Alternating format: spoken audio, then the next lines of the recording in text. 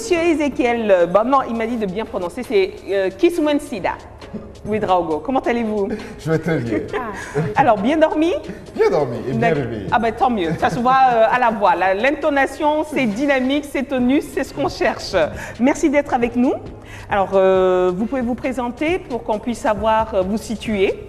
Alors, je suis Kiswensida Ezekiel Ouedraogo, je suis conférencier, formateur, coach certifié. Et donc, j'ai mon cabinet qui s'appelle Success Valuable Partner, qui est aux alentours de Kwame Nkrumah. D'accord, super, bien dit. Alors là, vous êtes là ce matin pour nous parler des 21 lois du leadership. Oui. C'est bien cela. Mais on n'aura pas le temps d'aborder tous ces 21, oui. Donc vous avez ciblé 3, c'est ça ce que j'ai compris? Exactement. En fait, il s'agit d'un livre. Le livre, c'est 21 lois irréfutables du leadership de John Maxwell. Pourquoi John Maxwell? C'est mon mentor. Okay. J'ai été formé et certifié à l'école de John Maxwell. Super. Alors, il a écrit ce livre qui est vraiment un des livres qui m'a marqué et qui m'a fait vraiment le rencontrer. Et c'est 21 lois, il appelle ça irréfutables du leadership. C'est la 10e édition, mais j'ai choisi de parler de 3 lois qui sont les premières lois. Et si on a le temps pour d'autres émissions, on parlera des autres lois. Des autres. Ben, nous vous écoutons. Allez, introduisez. Ok. Alors, il y a des lois en fait. Dans la nature et partout ailleurs, on constate des lois. Et dans le leadership aussi, il y a des lois. Et lui, il a essayé de voir quelles sont les lois qui peuvent permettre à quelqu'un d'être leader. Et la première loi, c'est la loi du couvercle ou la loi du plafond. En fait, elle stipule que l'efficacité de toute organisation ou de tout individu est limitée par le leadership de son premier responsable. Donc, aucune entreprise ne peut croître au-delà du leadership du responsable. Pourquoi croyez-vous en fait que quand on reprend une entreprise qui ne marche pas, qui a des problèmes, pourquoi est-ce qu'on change le chef? Pourquoi est-ce qu'on change le leader? Donc c'est comme un couvercle au-dessus de l'efficacité des organisations. Donc si en fait le leadership du premier responsable ou le leadership dans l'organisation est au niveau de toi, l'entreprise ne peut pas être efficace au-delà de toi. Ça va être toujours limité. Et puis remarquez, parfois dans une équipe ou dans une entreprise, on voit des gens qui apparemment ne sont pas efficaces. Puis il vient un leader, un chef d'équipe, et puis bizarrement ces mêmes gens-là, qu'on ne disait pas efficaces, ils deviennent efficaces. Qu'est-ce qui s'est passé entre ça? Parce qu'il y a un leadership qui est là. Ou parfois on voit quelqu'un qui grandit en leadership et qui commence à être efficace et qui réalise beaucoup plus de choses. Donc en réalité, le leadership, c'est toujours le couvercle au-dessus de l'efficacité de tout individu et de toute organisation. Donc, la règle est très simple. Vous voulez augmenter votre efficacité, augmentez votre niveau de leadership.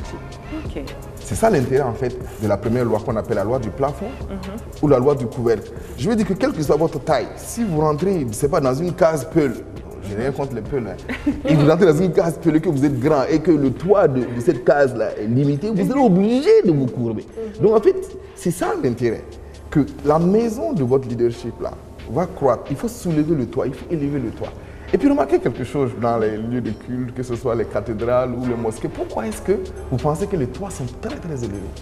Ah oui, c'est vrai. C'est toujours très haut. Pourquoi? C'est pour donner l'impression qu'il n'y a pas de limite. Ah, ok. Et donc quand vous avez dans votre maison, moi je vois souvent, il y a des maisons où vous arrivez, le toit est vraiment à 2 mètres quelque chose, vous avez l'impression que quelque chose pèse sur vous. Oui, c'est vrai. Donc en fait, c'est ça le couvercle. D'accord. Voilà. Ok. Deuxième loi? Deuxième loi, c'est la loi de l'influence. En réalité, et pour cela, je vais plutôt vous raconter une histoire. Une histoire que vous connaissez. Il y a un jeune capitaine qui s'est tenu un jour à l'Assemblée générale de l'Organisation de l'Unité africaine. Et il a prononcé quelque chose, un discours. Et c'était un discours mémorable. Mais vous voyez, cette loi, elle dit que le leadership, c'est l'influence. Rien de plus, rien de moins. Et l'influence, ce n'est pas forcément avoir une position. Parce que ce jeune capitaine-là, il était le plus jeune de tous les présidents à l'époque. Mais quand il a parlé, sa voix a porté. Quand il a parlé, l'Assemblée écoutait. Quand il a parlé, le monde entier écoutait. Pourquoi? Parce que le leadership, c'est l'influence. Malheureusement, il y a beaucoup de mythes sur le leadership. La plupart des gens pensent que nous, les entrepreneurs, étant entrepreneurs, on est leader. Je suis désolé de dire que ce n'est pas parce que vous êtes entrepreneur que vous êtes leader. Parce qu'un entrepreneur, c'est quoi? Un entrepreneur, c'est quelqu'un qui trouve une idée et qui trouve la solution à cette idée-là et puis qui peut la vendre pour en retirer de l'argent. Voilà un entrepreneur. Malheureusement, il y a beaucoup d'entrepreneurs qui ne sont pas des leaders. Des leaders. Parce qu'ils ne sont pas influents, parce que au-delà de trouver l'idée, ils ne savent pas rassembler une équipe autour d'eux pour pouvoir aller plus loin, être plus efficace. Il y a aussi le mythe du manager. Parce que les gens pensent aussi que comme ils sont managers, ils sont des leaders. Un manager, c'est quoi? C'est un directeur, c'est un responsable, c'est quelqu'un qui est en charge d'une équipe. Le problème des managers, c'est qu'ils ont plutôt tendance à garder les systèmes en place. Parce que quand vous bougez quelque chose dans son système et que ça ne marche pas, ça le complique la vie. Donc un manager, c'est quelqu'un qui a besoin de la stabilité. Donc être manager ne veut pas forcément dire aussi être un leader. Il y a aussi le mythe de l'expert ou du savant. J'ai eu de bons professeurs d'université, d'excellents professeurs d'université. Mais laissez-moi vous dire que ce n'est pas parce qu'on a autant de connaissances qu'on est forcément un leader. Parce qu'on peut être un expert dans son domaine, pointu. Malheureusement, ne peut être leader. Pourquoi? Parce qu'on ne peut pas rassembler des gens, on ne peut pas influencer les gens. Souvent, beaucoup d'experts, eux, avec leur machine et leur ordinateur ou dans leur laboratoire, ils sont excellents. Mais mettez-les en dehors de ça. Voilà, dites-leur de communiquer ça et ça devient parfois un problème. Je ne dis pas qu'ils sont tous comme ça, je dis que ça devient parfois un problème. Enfin, il y a le mythe du pionnier. Les gens pensent que comme ils étaient les premiers à faire quelque chose, ils sont des leaders. Ok, vous êtes les premiers, mais ça ne veut pas dire que vous êtes des leaders. On vous reconnaît le fait d'être pionnier, d'être le premier, mais vous n'êtes pas forcément des leaders. Donc, il y a ces mythes-là. Comprenez-moi très bien, je ne dis pas qu'on ne peut pas être manager leader, je ne dis pas qu'on ne peut pas être entrepreneur leader, je ne dis pas qu'on ne peut pas être à un poste et puis être leader, qu'on ne peut pas être expert leader, qu'on ne peut pas être pionnier et leader. Mais je dis simplement que le fait d'être pionnier, expert, entrepreneur, manager ne fait pas de vous automatiquement un leader. Ce qui fait de vous un leader, comme le stipule la loi de l'influence, c'est que le leadership, la véritable mesure du leadership, c'est l'influence. Donc, combien de personnes êtes-vous capable d'influencer? Et pour terminer sur ça, j'aimerais dire que dans des organisations, dans des équipes que vous voyez, souvent vous voyez des gens qui n'ont pas la position de chef, ni la position officielle de leader, mais qui sont les véritables influenceurs. Eux là, ce sont les leaders. Voilà. Troisième loi? Troisième loi, c'est ma préférée. Oui. C'est la loi du processus. Le processus. Voilà. Il dit que le leader se développe chaque jour et non en un jour. Vous voyez, nous sommes dans un monde de l'instantané. Là, nous sommes en direct, c'est l'instantané. Nous sommes dans un monde où on veut tout de suite et maintenant. Nous sommes dans un monde de l'événementiel et de l'événement. Malheureusement, ce qui fait progresser les leaders, c'est le processus. C'est la continuité, c'est la discipline, c'est la consistance. Donc, se former, par exemple. Il y en a qui pensent que la plupart, nous sommes dans la formation, nous. Il y en a qui pensent que venir à un séminaire de un jour va transformer leur vie. Bon, oui, venez à mon séminaire, oui, il n'y a pas de problème. Mais franchement, je vous dis, ça ne va pas transformer votre vie. Ce qui va transformer votre vie, c'est votre capacité à pratiquer cela en dehors du séminaire. C'est-à-dire que hors le séminaire, au jour le jour, pendant le processus. Vous savez, j'ai ma fille, il y a 2 ans, qui est arrivée en 6e. Et puis, j'ai fait un pari avec elle. Je lui ai dit, elle est en 4e, je lui ai dit, tu sais ma fille, on va faire un pari, toi et moi. Si tu peux lire seulement un livre par mois. Elle avait 11 ans. Quand tu auras 21 ans, tu auras lu 120 livres. Wow, et des gens vont être surpris du niveau que tu as atteint. Parce que j'ai compris seulement que ce n'est pas l'école qui est la vraie éducation. La véritable éducation, c'est l'auto-formation. C'est lire. Pourquoi j'ai fait exprès, je vous ai amené ce livre-là? C'est pour vous dire qu'il faut lire. On peut se former. N'attendez pas les séminaires pour vous former. Donc les leaders, c'est ça. N'attendez pas les séminaires. Leaders are learners. C'est des gens qui apprennent. C'est des gens qui apprennent continuellement. Et donc il a commencé un livre à la fois par mois. Il a sa 3e année. Imaginez. Elle aura 21 ans, elle aura lu plus de livres que certains en auront lu toute leur vie. Et des gens vont être surpris. C'est ça qui est dommage, c'est que la plupart en Afrique, souvent les gens sont surpris. Ils ne voient pas le processus, le labeur qu'il y a derrière. Ils disent, ah, il a eu la chance, ah, elle a eu la chance. Mais comment il a fait comme ça? Non, il y a un processus toujours. Les grands leaders, tout à l'heure je parlais d'un grand leader qui avait un discours poignant, que les gens aimaient écouter. Beaucoup de gens pensent qu'il est né avec.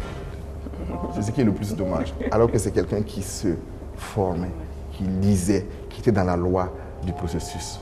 Je rappelle, les leaders se développent chaque jour et non en un jour. Il est indispensable que chaque jour, dans 24 heures, vous pouvez passer 24 heures sans passer au moins 1 heure à vous former de quelque manière que ce soit. Écoutez des audios, lisez un livre, écoutez quelqu'un, écoutez Tonus Matinal. Ah ben oui, voilà. Pour apprendre quelque chose, il est vraiment indispensable. Dans 24 heures, on ne peut pas faire le tour de l'aiguille là comme ça. Et puis, on n'a rien à faire. Super, il a planté le décor. Maintenant, c'est à vous de réagir. Vous pouvez nous appeler au 25 37 62 90. Le numéro s'affiche au bas de votre écran. C'est important. Si vous avez vu ce matin, le pasteur Kiem Touré a parlé du développement personnel. Là, il va vous aider encore plus à être un vrai leader. Si vous êtes entrepreneur, n'hésitez pas. Alors, moi, si j'ai bien compris, les 3 lois aujourd'hui qu'on a vues, c'est le couvercle ou le plafond qu'on appelle changement du leader. Il faut changer le leader. L'influence qu'on a et aussi le processus dans la continuité de l'apprentissage. C'est bien cela. C'est bien cela. J'aimerais préciser que le leader, ça se change ou il se change. Vous voyez, il y a 2 façons. OK. Donc, il peut se transformer le leader. Donc, il ne s'agit pas de changer forcément la personne. Est-ce que le leader est prêt à se changer? Parce que se changer, c'est se transformer pour justement acquérir ce niveau, développer son niveau de leadership et élever son propre couvercle, donc son propre plafond de leadership. Donc, quand je parle de changer le leader, ce n'est pas forcément remplacer la personne, mais c'est aussi que le leader se change, se transforme pour atteindre un niveau de leadership, donc augmenter son efficacité. Alors, vous dites ça, je pense que, peut-être je peux me tromper. On va dire, comme on voit beaucoup de gens, on dit, je suis arrivé là, c'est grâce à mon expérience, c'est grâce à mon savoir-faire, et ils ne veulent pas bouger de là. Pour eux, en fait, le fait d'arriver là, c'est tout, quoi. C'est le plafond. Ils n'ont pas à apprendre encore autre chose. Ça, c'est un leader qui ne veut pas avancer ou qui ne veut pas apprendre ou pas. Nous avons quelqu'un en ligne avant de répondre à ma question. Très bien. Bonjour. Allô? Allô, allô? La personne est partie. Donc, alors, ce que vous dites, c'est la conception du succès. Il y en a qui pensent que le succès, c'est une destination. Pour moi, le succès, c'est un voyage. OK. Je ne sais pas, mais rappelez-vous quand on était petit, quand tu as quelque chose, tu as toujours envie d'avoir quelque chose de plus. Moi, je me souviens quand j'avais un vélo, je me suis dit, je n'avais pas de vélo, je me suis dit, si j'ai un vélo, j'ai fait le tour de Bobo. J'ai grandi là-bas. J'ai eu un vélo, j'ai fait le tour de Bobo, mais après quelques mois, c'est fini. Je me disais bien que c'était bien d'avoir une mobilité, ça allait être plus intéressant. Et après, jusqu'à vouloir avoir une voiture, après tu as une voiture, tu veux un chauffeur. Bref, le succès n'est pas une destination. On ne peut pas arriver quelque part et puis on dit on est arrivé. Pourquoi? Si c'était cela, il y a beaucoup de leaders aujourd'hui qui peut-être demanderaient à partir. Parce qu'en fait, leur niveau de succès, là, peut-être que, voilà, certains pourraient passer qui ne peuvent jamais atteindre cela. Donc, à partir du moment où on sait que le succès, c'est un voyage, on cherchera toujours à croître et à être meilleur. Très bien. Nous avons quelqu'un en ligne. Bonjour. Bonjour madame. Bonjour monsieur. Votre nom s'il vous plaît? Kaboré Boukari. Monsieur Kaboré, nous vous écoutons. Voilà moi. C'est pour participer à l'émission. Oui, allez-y. Moi très sincèrement, je suis flatté par les propos du gars. Oui.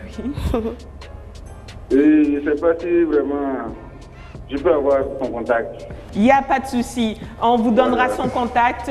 Mais en attendant, est-ce que vous avez une question qui vous brûle en ce moment? Moi, une question qui me brûle, non, pas de question. D'accord. C'est juste que je vais participer à cette conférence. Super. Allez, super. Avant la fin, pendant qu'on y est, donnez un numéro de téléphone pendant qu'on y est. Okay, oui. Merci beaucoup, monsieur Kaboré. Vous pouvez nous joindre au 64 74 74 96. 64 74 74 96. 96. Ok, je le rappellerai tout. Merci beaucoup. Donc du coup, oui. Non, je le croyais encore en ligne. Ok, d'accord, super. Alors donc du coup, en fait, nous, ce qu'on se demande, c'est comment font les autres entreprises. Par exemple, on ne va pas citer une marque, une grande société qui a commencé petit dans son pays et qui maintenant couvre, on va dire, presque le monde entier. Alors, pourquoi nous, on n'en arrive pas là? On se contente ou peut-être pas qu'on se contente, on se demande est-ce qu'on a cette capacité d'aller aussi à l'extérieur? On va prendre la Côte d'Ivoire à côté, ensuite le Sénégal, le Mali, etc. Qu'est-ce qui nous manque en fait? Excellente question. C'est encore une fois la loi du processus.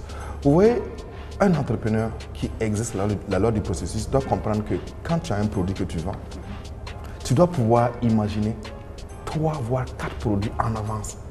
Que tu pourrais lancer. D'accord. On va reprendre quelqu'un. Bonjour. Oui, bonjour monsieur Lille. Oui, bonjour monsieur. Vous êtes monsieur? Depuis Gorom Gorom. Ok, Baol. Bonjour. Nous vous écoutons pour la question. Depuis Gorom Gorom. Gorom Gorom, autant pour moi. Ouais, Gorom Gorom. Ok. Ouais, c'est juste pour t'encourager. Merci. En tout cas, on est en train de suivre votre émission. Super. En tout cas, vraiment, que Dieu vous bénisse et vous donne longue vie. Merci beaucoup, vous aussi. Mon bonjour à l'homme Kojo. Ah, merci beaucoup. Bonjour. Il vous écoute. Merci beaucoup. beaucoup. C'est vrai que ce matin, je disais, j'aime bien ce nom, Gorom Gorom. Eh bien, merci d'avoir appelé. Donc, on va continuer. Donc, le processus.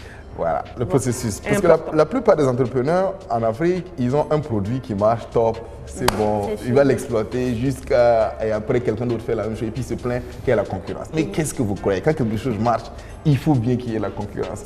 Donc l'idée, c'est de pouvoir devancer la concurrence en réfléchissant bien à l'avant à 3 ou 4 produits qu'on peut faire. Ok, ça peut être sur le produit, mais ça peut être aussi géographiquement, comme vous avez dit. C'est avoir cette vision-là. Mais pour avoir cette vision, c'est quoi? Ça dépend du leader.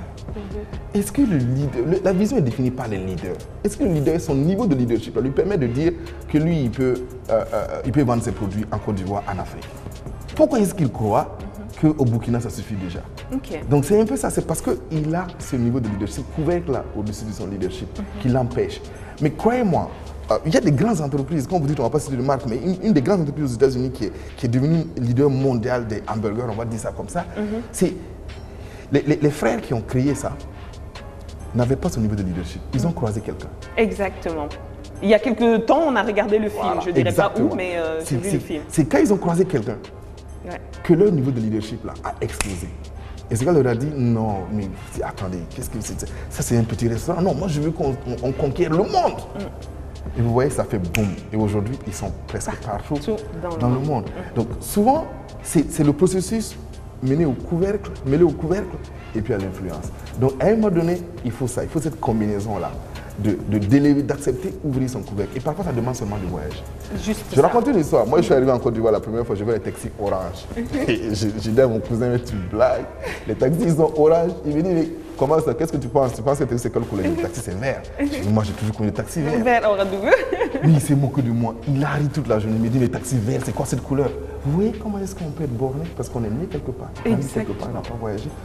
Aujourd'hui, je sais que les taxis à New York, ils sont jaunes, à Londres, ils sont noirs, puis au Bénin, ils sont bleu, blanc, au Togo, je ne sais pas, je ne me rappelle pas encore quelle couleur, mais je lui ai dit, on s'en fout de la couleur du taxi, pour que ce soit un taxi. Exact. Mais simplement parce que je n'ai vu que ça. Je pense que ce n'est que ça. C'est pour ça que la plupart des gens disent impossible, parce qu'ils n'ont vu que ça.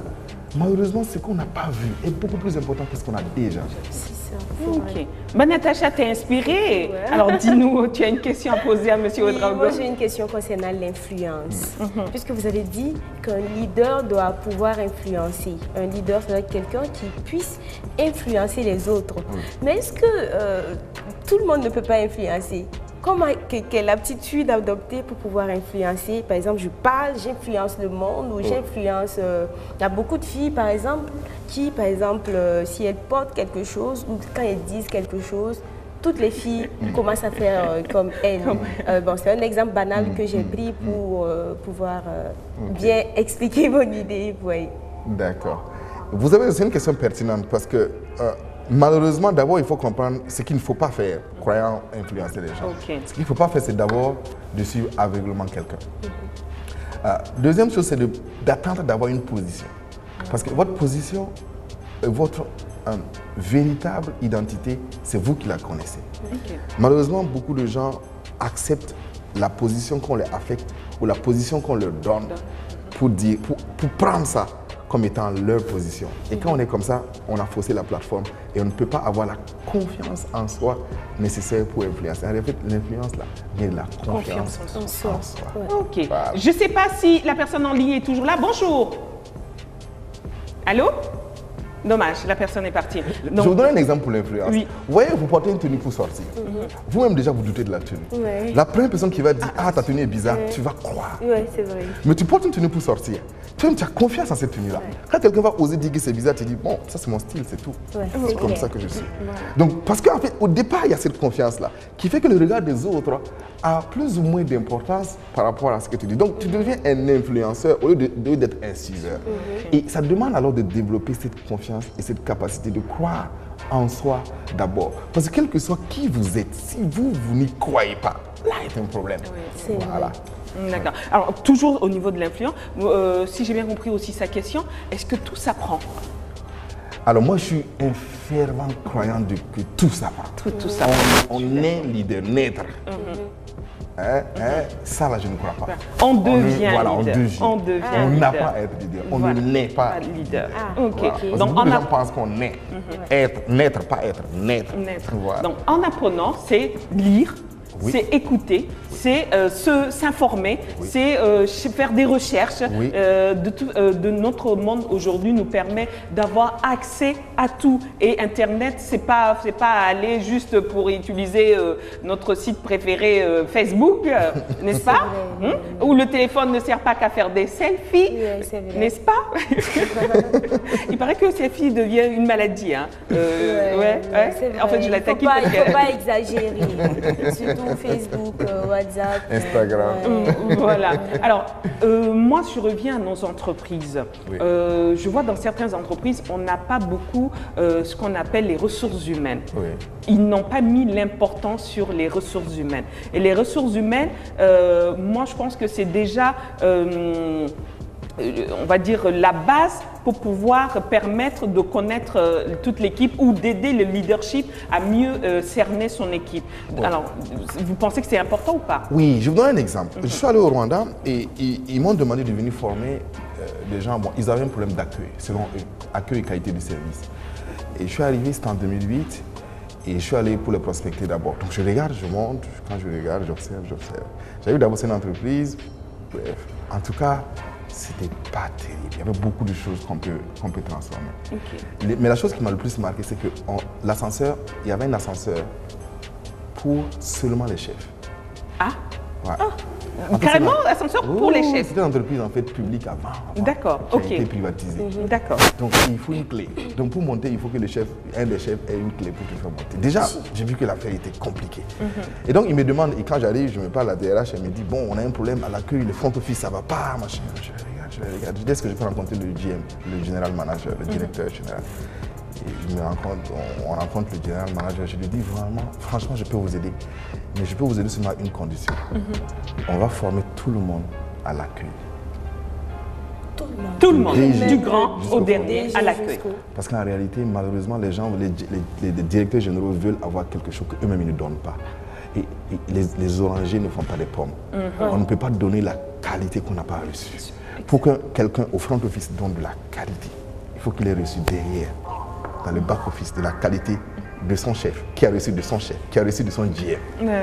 Et ils ont accepté. 50 personnes, on les a tous formés. Le DG était là. Lui, en tout cas, tous les gars qui étaient là, on les a formés en qualité, 2 jours et demi chacun. La transformation était totale. Incroyable. Donc vous avez raison. Malheureusement, la plupart de nos directeurs, de nos entrepreneurs disent que s'ils sont arrivés là, ce n'est pas la force de leurs efforts et ils n'ont plus besoin de se former. Je ne vous dis pas d'aller dans des séminaires, mais de grâce, formons-nous. Ouais, la formation, elle est très très importante. C'est pas pour rien que dans certaines structures, ils ont mis un plan en place tous les 2 ans. Chaque salarié est amené à être formé. Alors moi, je veux parler de l'accueil, comme vous dites. Si la secrétaire ne sourit pas, elle ne dit pas bonjour, eh ben, c'est parce qu'elle a vu que aussi plus grand ne disait pas bonjour et ne souriait pas. Donc elle aussi, elle peut se permettre à accueillir les gens comme ça. Malheureusement, c'est la fin. C'était très intéressant, Monsieur Kiswensida Ezekiel Ouedraogo.